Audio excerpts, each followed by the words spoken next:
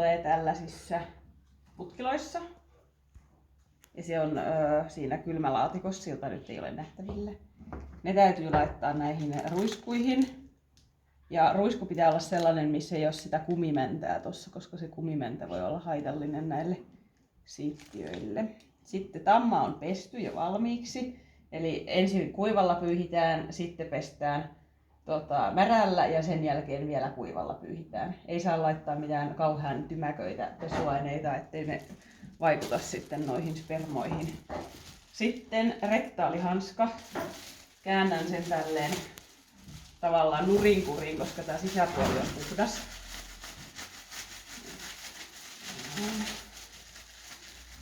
Vähän hankala sitten saada sormet tuolta.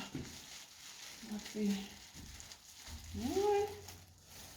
Sitten laitetaan liukastetta. Noin. Ja siemennyspilli. Noin. Tuohon vähän noin ja sitten pillistä tuolta kiinni. Ja hyvä. Noin, hienosti menee. Hyvä. Hyvä. Noin. No niin. Sitten etsitään toi kohdun suu. Se on semmoinen nypykkä. Tämä on nyt hyvin auki. Oikein hyvä. Sitten, eli ensin sormella se kohdun suu ja sitten vähän niin kuin sormi siihen viereen ja ohjataan tää pilli sinne kohtuun. Nyt meni tosi hyvin, oli auki.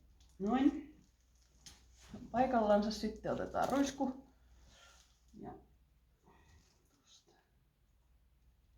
tarkasti tuo kiinni. Ja sitten ruuvataan. Noin. Tuohon. Ja sitten tämä toinen kylmää on.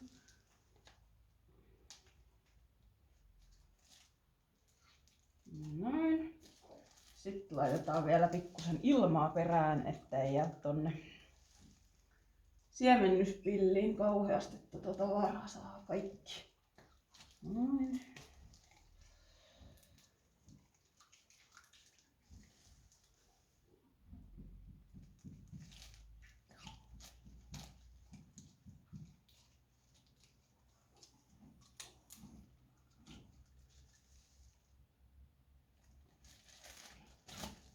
Hyvä, se oli siinä. Noin.